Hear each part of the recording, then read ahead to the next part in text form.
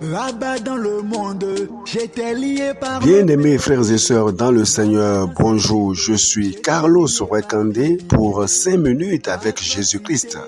Méchanceté, perversité. Aujourd'hui, nous allons faire le décryptage de 1 Thessaloniciens chapitre 1.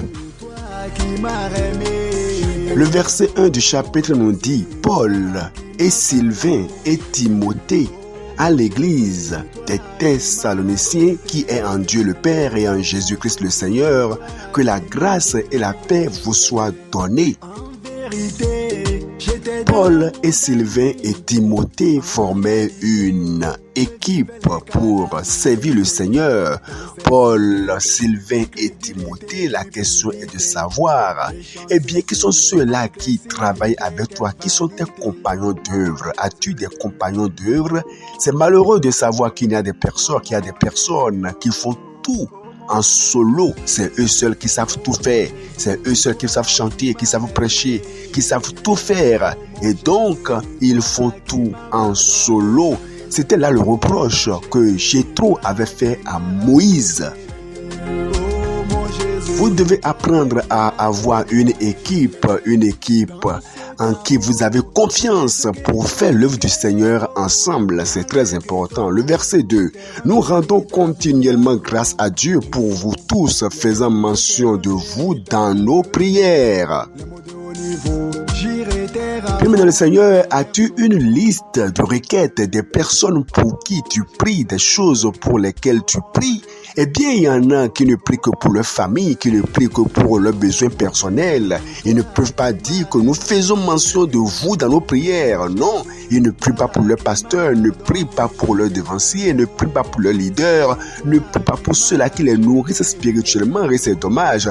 Ils ne prient pas pour les âmes à qui ils ont prêché. C'est vrai, ils vont aller prêcher l'évangile, mais de retour, ils ne prieront pas réellement pour ces personnes à qui ils prêchent. Ils n'ont pas de bébés spirituels pour qui ils prient. Ils ne prient que pour l'argent, pour le mariage, pour les voitures, et là, c'est dommage. Verset 3. Nous rappelant sans cesse l'œuvre de votre foi, le travail de votre charité et la fermeté de votre espérance en notre Seigneur Jésus-Christ devant Dieu, notre Père, notre Père. Je voudrais te poser une question. Lorsque tes leaders pensent à toi, est-ce qu'ils voient en toi une personne de fermeté? As-tu une fermeté qui réjouit tes leaders? Ou bien c'est toi qui es tout le temps encore tombé dans le péché? C'est toi qui mènes une vie en ligne brisée, une vie en dents de scie, une personne qui évolue en dents de scie, une personne qui n'est pas stable. Regardez ce que Paul dit ici. Nous rappelant sans cesse l'œuvre de votre foi, le travail de votre charité et la fermeté de votre espérance. Est-ce que tu marches de manière ferme? As-tu une espérance ferme ou bien tu es toujours au biberon spirituellement? Ça ne réjouit pas les leaders, ça ne réjouit pas les pasteurs lorsqu'ils voient que malgré les enseignements qu'ils donnent, il y en a qui sont toujours à la traîne, ne grandissant pas spirituellement. Verset 4. Nous savons, frères bien-aimés de Dieu, que vous avez été élus. Notre évangile ne vous ayant pas été prêché en parole seulement, mais avec puissance, avec l'Esprit Saint, avec une pleine persuasion, car vous n'ignorez pas que nous nous sommes montrés ainsi parmi vous à cause de vous.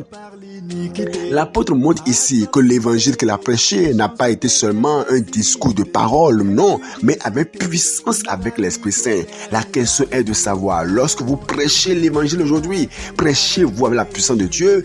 Êtes-vous rempli du Saint-Esprit? Êtes-vous saturé de la puissance de Dieu? C'est dommage qu'il y en a qui prennent la saturation de la puissance de Dieu comme une chose facultative. Nous sommes dans une ère où il vous faut être rempli d'esprit et de feu pour prêcher l'évangile et pour faire l'œuvre de Dieu, parce que Satan a endurci le cœur des gens. Et vous-même, vous avez été mes imitateurs et ceux du Seigneur en recevant la parole au milieu de beaucoup de tribulations avec la joie du Saint-Esprit. Est-ce que les gens, en voyant votre vie, peuvent vous dire oui, ce monsieur est digne d'être imité, ce frère est digne d'être imité, cette sœur est digne d'être imitée? N'avez-vous pas des sauts d'humeur bizarres, des comportements bizarres, des caractères bizarres dans votre famille qui font que les personnes ne peuvent pas vous imiter? Est-ce que vous imitez le Seigneur? Verset 7. En sorte que vous êtes devenu un modèle pour tous les croyants de la Macédoine. Êtes-vous un modèle? Verset 8. Non seulement en effet la parole du Seigneur a retenti de chez vous dans la Macédoine et dans l'Achaïe, mais votre foi en Dieu s'est fait connaître en tout lieu de telle manière que nous n'avons pas besoin d'en parler, car on raconte à votre sujet quel accès nous avons eu auprès de vous et comment vous vous êtes convertis à Dieu en abandonnant les idoles pour servir le Dieu vivant et vrai et pour attendre des cieux son Fils qu'il a ressuscité des morts, Jésus qui nous délivre de la colère à venir. Avez-vous abandonné les idoles? Est-ce que réellement vous vous êtes convertis à Christ? Est-ce que vous attendez réellement le retour du Seigneur? Pensez à ces choses. Que le Seigneur vous bénisse.